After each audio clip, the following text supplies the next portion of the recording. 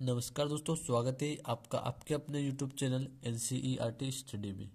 तो आज हम देखें दोस्तों प्रश्नावली 15.1 का प्रश्न क्रमांक 10। उससे पहले दोस्तों कहना चाहूँगा कि वीडियो को ध्यान से देखिएगा और सवाल को जो है अच्छे से समझिएगा। और अगर आप चैनल पर पहली बार आए तो चैनल को सब्सक्राइब और वीडियो को लाइक जरूर कीजिएगा। तो यहाँ पर जो है प्रश्न क्रमांक 10 में हमें कहा गया है दोस्तों, एक पिग्गी बैंक में 50 पैसे के 100 सिक्के हैं, रुपए 1 के 50 सिक्के हैं और रुपए 2 के 20 सिक्के और रुपए 5 के जो है 10 सिक्के हैं। यदि पिग्गी बैंक को हिलाकर उल्टा करने पर कोई सिक्का गिरने के परिणाम जो है समप्रायिक है, तो इसकी क्या प्रायिकता है कि वह गिरा हुआ सिक्का जो है 50 पैसे का होगा या रुपए 5 का जो है नहीं होगा। तो यहाँ पर दोस्तों जो है इसकी प्रायिकता हमें बतानी है कि जो गिरा हुआ सिक्का है वह 50 पैसे का होगा, उसकी हमें प्रायिकता बतानी। और यहाँ पर रुपए 5 का नहीं होगा, इसकी भी हमें जो है यहाँ पर प्रायिकता बतानी है। तो उसके लिए सबसे पहले दोस्तों यहाँ पर हम जो कुल सिक्के हमें दिए गए उनकी संख्या को हम जोड़ लेते हैं। यानी 50 पैसे के हमें 100 सिक्के दिए गए तो 100 में हम जोड़ देंगे रुपए 1 के सिक्के जो हमें दिए गए 50, इसको हम जोड़ देंगे। तो यहाँ पर 100 और 50 को हम जोड़ेंगे तो 150 हमें प्राप्त होगा।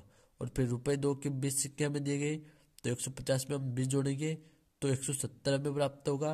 और रुपए 5 के 10 सिक्के दिए गए तो यहाँ पर हम 170 में 10 को जोड़ेंगे तो यहाँ पर जो है दोस्तों हमें 180 प्राप्त होगा।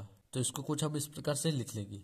और फिर यहाँ पर हम देखिए पहला जो सवाल दिया गया हमें 50 पैसे का होगा, इसकी हमें प्रायिकता ज्ञात करनी है। तो इसको यहाँ पर हम लिखिए कुछ इस प्रकार से दोस्तों।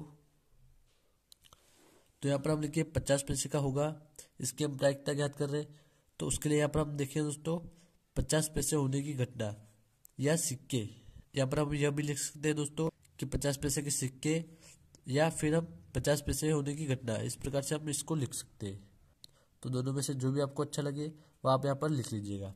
और फिर इसके बराबर में हम लिखेंगे 50 पैसे के जो सिक्के दिए गए दोस्तों हमें प्रश्न में 100 दिए गए, तो इसलिए यहाँ पर हम लिखेंगे 100। और फिर अब यहाँ पर हम ज्ञात करेंगे 50 पैसे होने की प्रायिकता। तो उसके लिए दोस्तों हमारा एक फॉर्मूला होता है प्रायिकता ज्ञात करने का, जो होता है अनुकूल परिणामों की संख्या और कुल परिणामों की संख्या। तो दोस्तों यहाँ पर अनुकूल परिणामों की जो संख्या होगी हमारे पास वह होगी 50 पैसों की जो संख्या हमें दी गई है सिक्कों की संख्या यानी 100, तो वह अनुकूल परिणाम हो जाएगा हमारा। और कुल परिणाम यानी जो कुल सिक्के हमारे पास जिनको अभी यहाँ पर हमने जोड़ा, जो हमें 180 प्राप्त हुए, तो ये हो जाएगा हमारा कुल परिणाम। तो अब यहाँ पर हम लिखते हैं इनका मान, यानी अनुकूल परिणाम हमारे पास है 100, तो हम लिखिए 100। और इसके बट्टे में कुल परिणाम हमारे पास है 180, तो हम लिखेंगे इसके बट्टे में 180।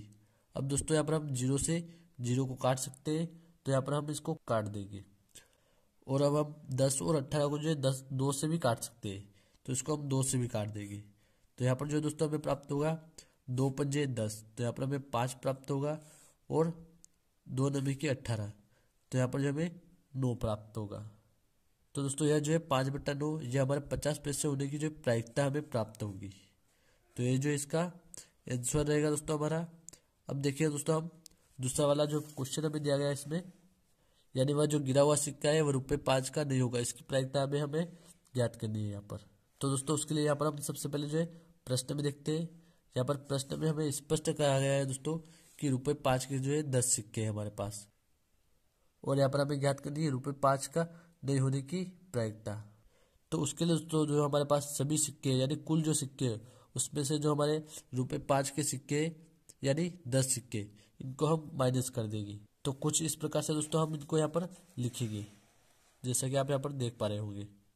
यहाँ पर हम लिखेंगे सबसे पहले कुल सिक्कों की संख्या यानी 180 और रुपए 5 के सिक्कों की संख्या हमारे पास है 10, तो हम 180 में से माइनस कर देंगे 10 को, तो यहाँ पर हमारे पास हमें प्राप्त होगा 170। तो यह जो दोस्तों हो जाएगी अनुकूल परिणामों की संख्या, यानी ये जो है अनुकूल परिणामों की संख्या हो जाएगी। और इसके बट्टे में जो हम लिखेंगे कुल परिणामों की संख्या यानी कुल परिणाम है यहाँ पर हमारे पास 180, तो हम लिखेंगे 180। अब यहाँ पर हम देखें 0 से हम 0 को काट सकते हैं, तो हम इसको काट देंगे।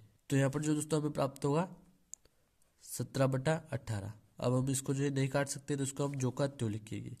और दोस्तों 17/18 जो है यही जो हमारा आंसर रहेगा, यानी रूपये 5 का नहीं होने की प्रायिकता जो है यही रहेगी हमारी। तो उम्मीद करता हूँ दोस्तों सवाल अच्छे से समझ में आ गया होगा आपको। धन्यवाद दोस्तों।